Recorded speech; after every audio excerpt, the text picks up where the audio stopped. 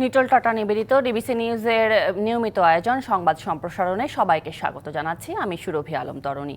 দিনের বাছাই করা সংবাদ এবং এর পর্যালোচনা নিয়ে সংবাদ সম্প্রসারণে আজ অতিথি হিসেবে আমাদের সাথে অনলাইনে যুক্ত আছেন বাংলা বিচিত্রার সম্পাদক সুভাষ সিংহ রায় এবং ঢাকা বিশ্ববিদ্যালয়ের প্রাণ রসায়ন ও অনুপ্রাণ বিজ্ঞান বিভাগের অধ্যাপক ডক্টর মামুন আহমেদ।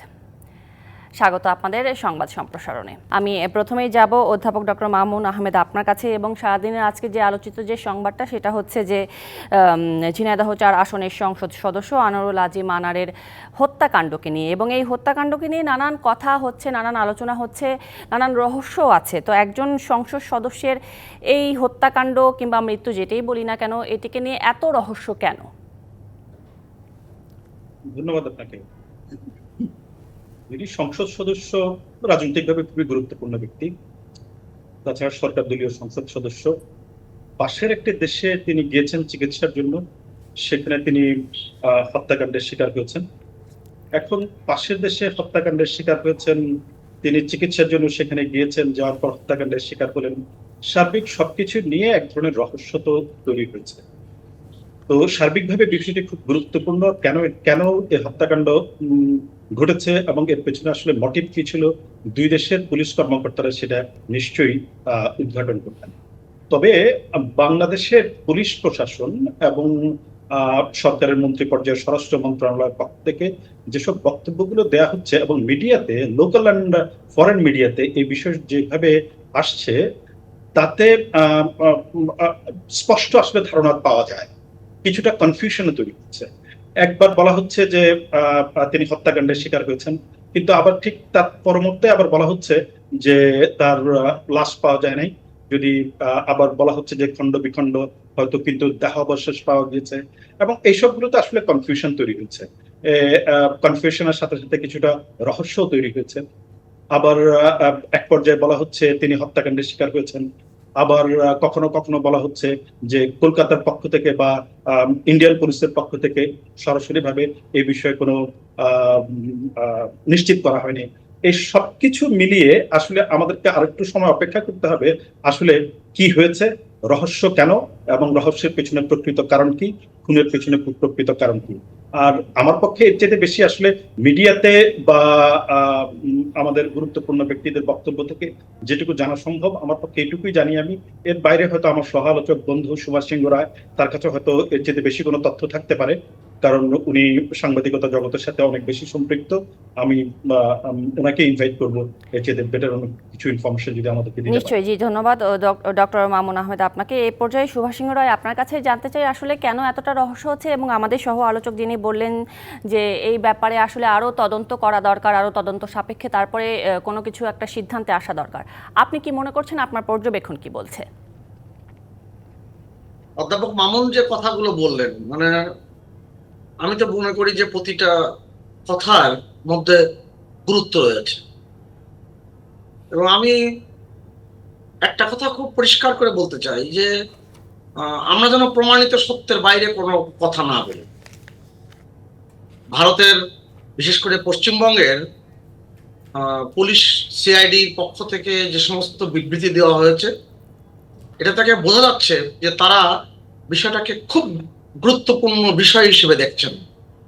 কলকাতায় ডেপুটি হাই কমিশনের কর্মকর্তারা তারা যে গুরুত্বের সাথে কাজগুলো করছেন এবং দক্ষতার সাথে করছেন, সেটা আমাকে এইটুক জানিয়ে দিয়েছে যে বিষয়গুলো নিয়ে তারা যথাযথভাবে কাজ করবার চেষ্টা করছে। রহস্যের জায়গা তৈরি হওয়াটা, যে কথাটি বলা হচ্ছে, রহস্যের জায়গা তৈরি হওয়াটা অস্বাভাবিক কিছু না, কেননা তিনি একাধিকবার সংসদ সদস্য নির্বাচিত হয়েছেন, এবং আমিও যশোরের, বৃহত্তর যশোরের সন্তান। একসময় ঝিনাইদহ যশোরের অন্তর্গত একটি মহকুমা ছিল। স্বাভাবিক কারণে আমাদের দূরত্ব খুব বেশি না, এবং তিনি বিশেষ করে এলাকায় সন্ত্রাস দমনে এবং দুর্বৃত্তদের প্রতিরোধ করবার জন্য তিনি অনেক লড়াই করেছেন, এবং সেখানে শত্রু সৃষ্টি হওয়া অস্বাভাবিক কিছু না। স্বাভাবিক কারণে এরা যখন দেখে যে সমস্ত জায়গায় একটু সহজভাবে কিংবা কিছুটা নিরাপদভাবে হত্যা করা যাবে কিংবা মানুষকে বেকায়দায় ফেলা যাবে, সেই পথগুলো তারা অনুসরণ করে। কিন্তু রাজনৈতিক দলের নেতাদের যারা জনসম্পৃক্ত থাকেন, তাদের কথা কিন্তু সবই কথা চাউর হয়ে যায়। তারা যখন বাইরে যান, কোথাও যান, কোথায় যাচ্ছেন, কিভাবে যাচ্ছেন, কোন পথ দিয়ে যাচ্ছেন, তিনি কোন বর্ডার দিয়ে যাচ্ছেন, বেনাপোল বর্ডার দিয়ে গিয়েছেন না কোন বর্ডার দিয়ে গিয়েছেন, এগুলো সবই এলাকায় একেবারে জানাশোনার মধ্যে ঘটে যায়। যে কারণে তারা এই বিষয়টা কিন্তু বেছে নেন। যারা এই হত্যাকাণ্ডের সঙ্গে যুক্ত থাকে তারা এই পথগুলো কিন্তু বেছে নেয়। আর প্রচুর মানুষ কলকাতায় যাওয়া আসা করে। ভারতবর্ষে যাবার জন্য মানুষের আগ্রহের তো শেষ নাই, বিশেষ করে বাংলাদেশের নাগরিকদের। পৃথিবীতে খুব কম দেশ আছেই তাদের অন্য দেশের হাই কমিশনে এত ভিসার জন্য পিড়াপিড়ি হয়। লক্ষ লক্ষ ভিসা প্রতি বছর তারা প্রতি বছরই বাড়ছে। অর্থাৎ আপনি কলকাতার নিউ মার্কেটে গেলে আপনি দেখবেন যে কলকাতার নিউ মার্কেটে আপনি ডান দিকে তাকালে, বাম দিকে তাকালে, সামনে তাকালে আপনি দেখবেন যে পরিচিত লোকজনের সংখ্যা খুব বেশি, এবং দেখবেন যে বাংলাদেশিদের আনাগোনাটা খুব বেশি।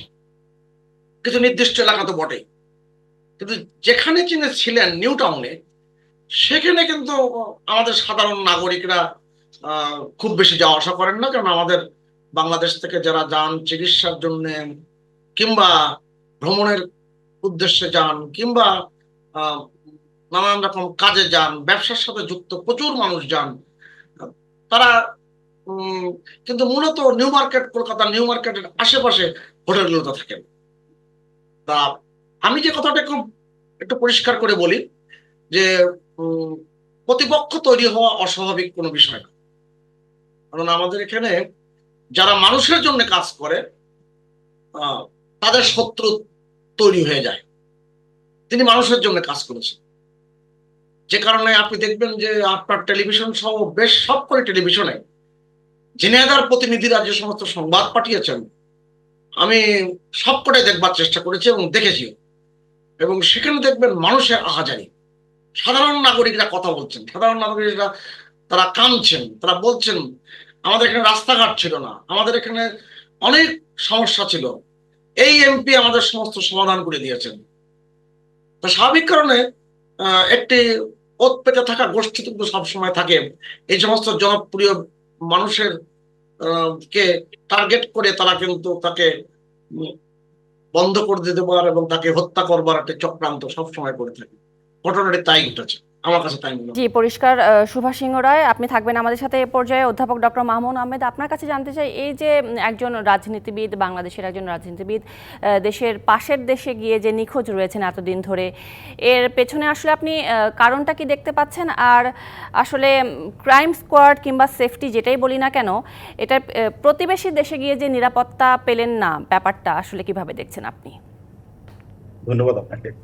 আসলে কি কারণে ঘটছে, কারণ উদ্ঘাটনের কাজ তো আমাদের না, বা এ সম্পর্কে কোনো তথ্য তো আমাদের কাছে নেই, আর অনুমান নির্ভর কোনো কথা বলা তো কোনোভাবে ঠিক হবে না, বিশেষভাবে এই ধরনের একটা গুরুত্বপূর্ণ বিষয়।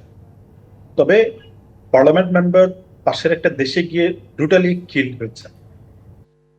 আমার সহালোচক বন্ধু সুভাষ সিংহ রায় যে কথাগুলো বলছিলেন, পার্লামেন্ট মেম্বার হিসেবে খুব স্বাভাবিকভাবে তিনি তো জনগণের জন্য কাজ করবেন, এটাই তো স্বাভাবিক, ইজ ম্যান্ডেটেড ফর দ্যাট। স্বাভাবিকভাবে তিনি কাজ করবেন সাধারণ মানুষের জন্য, তার অঞ্চলের লোকজনের জন্য, এলাকার জন্য, এটাই তো খুব স্বাভাবিক। কিন্তু আইন শৃঙ্খলা রক্ষা করার জন্য অথবা দুর্বৃত্তদের দমন করার জন্য ওনার শত্রু তৈরি হতে পারে, এটি আমি কোনোভাবে এটি আমার কাছে খুব বেশি গ্রহণযোগ্য বিষয় মনে হচ্ছে না। কারণ হচ্ছে কি, আইন শৃঙ্খলা রক্ষা করার দায়িত্ব হচ্ছে পুলিশ প্রশাসনের, ইটস নট দ্য পার্লামেন্ট মেম্বারের, তো সে দায়িত্ব না, উনি সুপারভাইজ করেন। হ্যাঁ, মোর আপনি ক্লোজলি ইনভলভ থাকে আইন শৃঙ্খলা রক্ষাকারী বাহিনীর সদস্য, বিশেষ করে পুলিশ, র্যাব সহ অন্য বাহিনীর সদস্য যারা থাকে, তারা এগুলোর সাথে খুব বেশি ইনভলভ থাকে। পার্লামেন্ট মেম্বার তো সেটার সাথে ওইভাবে ইনভলভ থাকার দরকার না। সুতরাং সেটা খুব বড় কারণ বলে আমি মনে করি না সেভাবে পোট্রে করা উচিত এই মুহূর্তে আর কি। হ্যাঁ, রেদার আমার কাছে ইম্পর্টেন্ট মনে হচ্ছে কয়েকটা শব্দ এবং কয়েকটা বিষয় এই আলোচনার মধ্যে যখন এসছে, যেমন নারীর উপস্থিতি, তারপর স্বর্ণ ব্যবসা, এই বিষয়গুলো আলোচনা যখন আসে, তখন এটা একটা পুলিশকে হয়তো একটা ক্লু দিতে পারে এটা কোথায় গিয়ে লিড করছে, what is the real reason আর কি। হ্যাঁ, মূল রিজনটা আমার মনে হয় পুলিশ হয়তো এই নিশ্চয়ই এই বিষয়গুলো, ওই যে পুলিশের একজন অফিসার তিনি তো বলছিলেন ওনারা পারিবারিক, ব্যবসায়িক এবং বিভিন্ন ভাবে ওনারা সবগুলো ইনভেস্টিগেট করে দেখছেন। আমরা আস্থা রাখতে চাই পুলিশের উপরে, নিশ্চয়ই পুলিশ ইনভেস্টিগেট করে আমাদেরকে সত্যটাই উদ্ঘাটিত করবেন এবং সত্যটা আমাদেরকে জানাবেন, সেটা আমরা জানতে চাই। আরেকটা কথা আপনি যেটা বললেন সেটা হচ্ছে পাশের দেশে তিনি গিয়েছেন, তুমি নিরাপত্তাহীন ছিলেন কিনা। দেখেন, পার্লামেন্ট মেম্বার অত্যন্ত গুরুত্বপূর্ণ পজিশন, ঠিক আছে? তো ওনারা যখন পাশের দেশে যাবেন বা বিদেশে যখন বেড়াতে যান, একটা হচ্ছে ব্যক্তিগত প্রোটোকল, ব্যক্তিগত কারণে যান, আরেকটা হচ্ছে সরকারি ভাবে যান।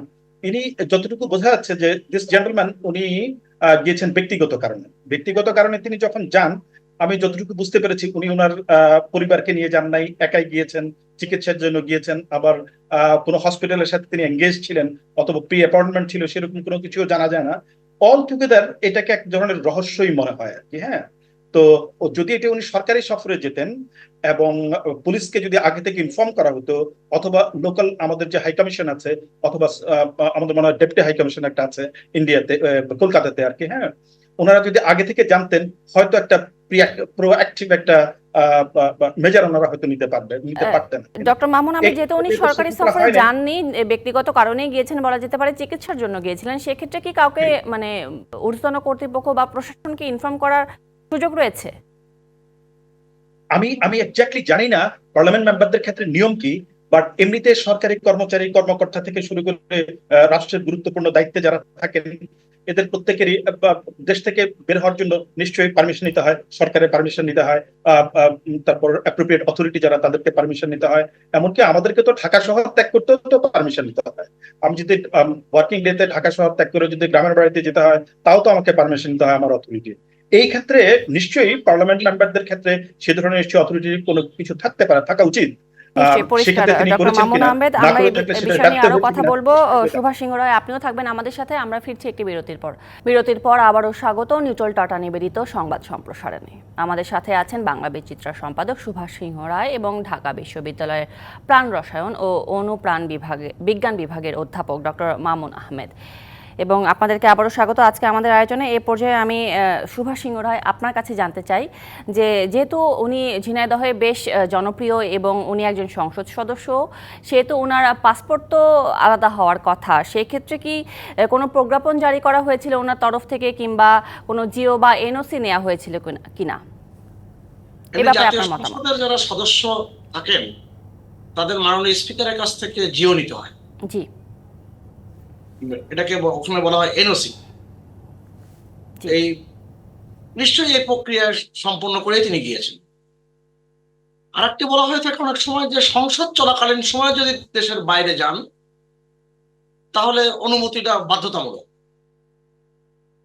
এই একটা বিষয়। আরেকটা বিষয় আপনি লক্ষ্য করে দেখবেন যে আমার বন্ধু অধ্যাপক মামুন যে কথাটি বলছিলেন যে দুর্বৃত্ত প্রতিরোধে রাজনৈতিক দলের নেতারা যে প্রতিপক্ষ হয়ে যান, সেটার উদাহরণ কিন্তু অনেক আছে। আপনাদের মনে থাকবে 2016 সালের 31শে ডিসেম্বর গাইবান্ধার গোবিন্দগঞ্জে, সুন্দরগঞ্জে একজন সংসদ সদস্য ছিলেন আওয়ামী লীগের খুব জনপ্রিয় নেতা লিটন সাহেব।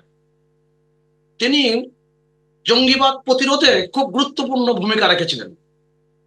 যখন আগুন সন্ত্রাস চলছে তখন কিন্তু তার একটা বড় ভূমিকা ছিল। বিশেষ করে যুদ্ধাপরাধীদের বিরুদ্ধে তার অবস্থান খুব শক্ত ছিল।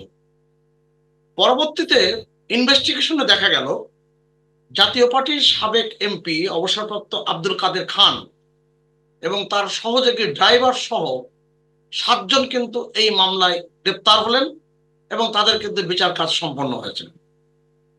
অতএব অমূলক কিছু নয়। এবং আমি একেবারে এই বিষয়টি উড়িয়ে দিচ্ছি না যে যারা হত্যা করেছে তারা বাংলাদেশের নাগরিক এবং তারা বাংলাদেশের থেকে তাকে অনুসরণ করে যে তাকে হত্যা করে আবার বাংলাদেশে ফিরে এসেছেন। জি, এ প্রসঙ্গেই এবং বলতে চাচ্ছিলাম যে স্বরাষ্ট্রমন্ত্রীও বলেছেন যে হচ্ছে ক্রাইম স্পট হচ্ছে ভারত, কিন্তু হত্যাকারীরা হচ্ছে বাংলাদেশি। তো এই ক্ষেত্রে তদন্ত কিভাবে হবে বা তদন্ত কার্যক্রমের গতিপথ কি হতে পারে? গতিপথে বাংলাদেশের আইনে যেভাবে আহ, তদন্ত হয় সেভাবে তদন্ত হবে, এবং এখানে গুরুত্বপূর্ণ ভূমিকা রাখবে কলকাতার পুলিশের বিভিন্ন সংস্থা, সিআইডি থেকে শুরু করে সমস্ত সংস্থা। একটু আগে আপনার প্রতিবেদনেই কিন্তু বিষয়গুলো কিন্তু উল্লেখ করা হলো, তাদের ইন্টারভিউ কিন্তু দেখানো হয়েছে। এবং বাংলাদেশের এখন আজকের গণমাধ্যমে, বিশেষ করে টেলিভিশন গুলোতে, এগুলো কিন্তু সরাসরি ওখান থেকে লাইভে কিন্তু প্রচার হচ্ছে, এবং অনেক গুরুত্বপূর্ণ ব্যক্তিরাও এই লাইভে অংশগ্রহণ করছেন।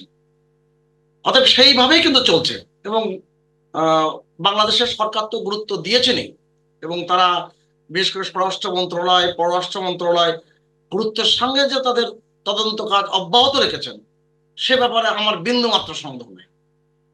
অতএব অধ্যাপক মামুন, আমার বন্ধু, যে কথাটি বললেন যে এলাকায় প্রতিপক্ষ তৈরি হয় না, আর আইন শৃঙ্খলা পরিস্থিতি নিয়ন্ত্রণে শুধুমাত্র আইন শৃঙ্খলার সাথে যারা যুক্ত সরকারি সংস্থা তারাই যুক্ত থাকেন, এটাও কিন্তু সঠিক নয়।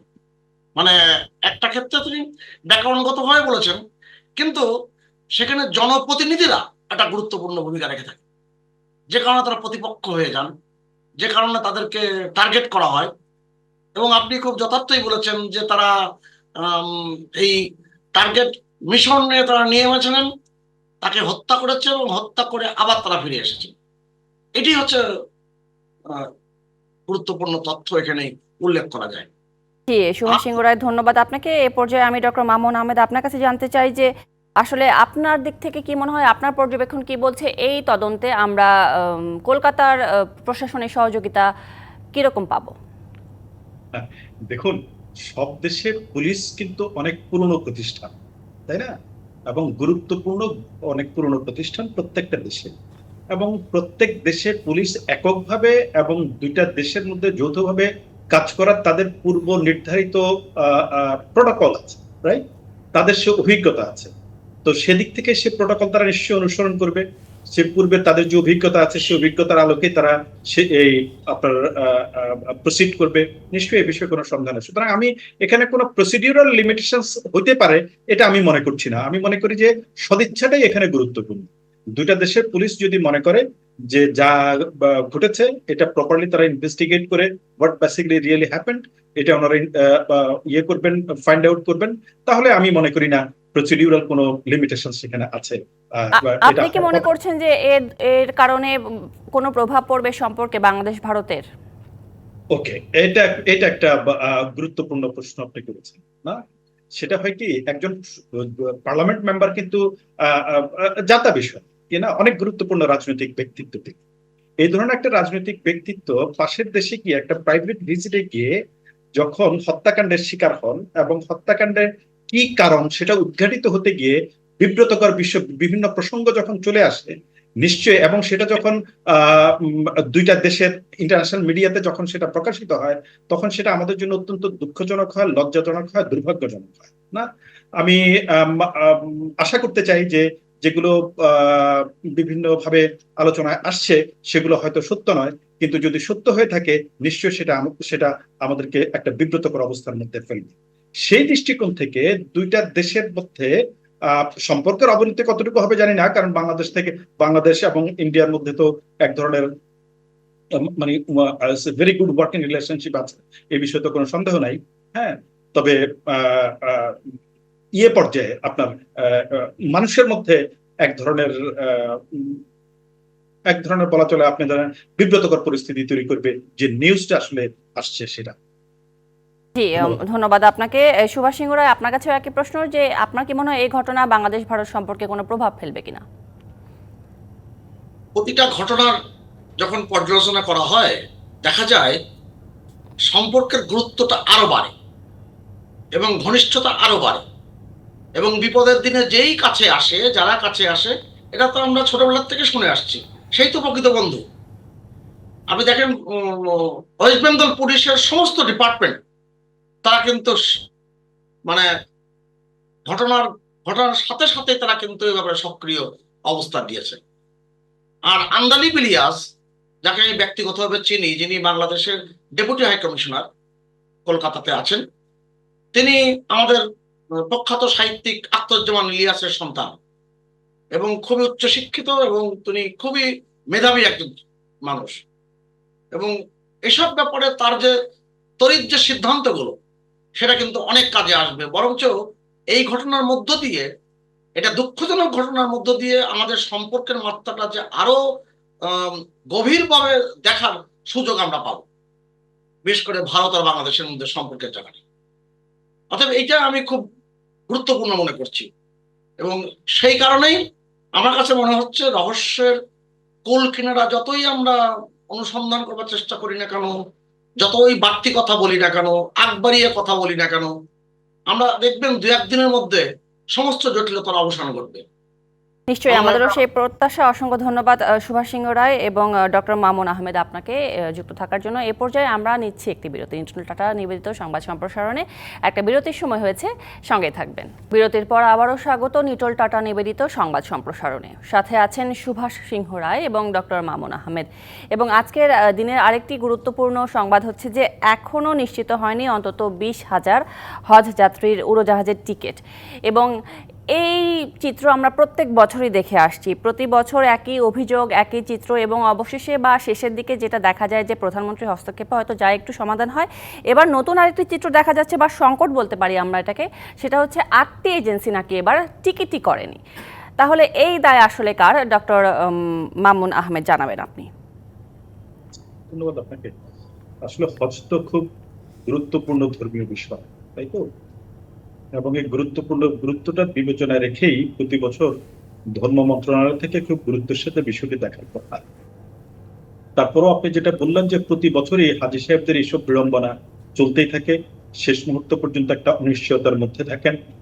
আমাদের দেশে হজ ধর্মীয় বিষয়ের সাথে সাথে একটা ব্যক্তিগত আবেগও কাজ করে সেখানে, এবং সবকিছু মিলিয়ে সরকারের পক্ষ থেকে বিষয়টি যতটুকু গুরুত্বের সাথে বিবেচনা করার প্রয়োজন, নিষ্ঠার সাথে বিবেচনা করার প্রয়োজন, সেটা সবসময় হয়ে ওঠা। এর একটা প্রধান কারণ হতে পারে এই যে এজেন্সিগুলোর কথা আপনি বললেন, সেই এজেন্সিতে কাকে কাকে সরকার এই দায়িত্ব দিবে, এজেন্সিগুলো কিভাবে সিলেক্ট করবে, এটা আসলে ধর্ম মন্ত্রণালয় করার কথা, এবং সরকারের বিভিন্ন নিশ্চয়ই সংস্থা আছে, সেই সংস্থাগুলো সেগুলো করার কথা।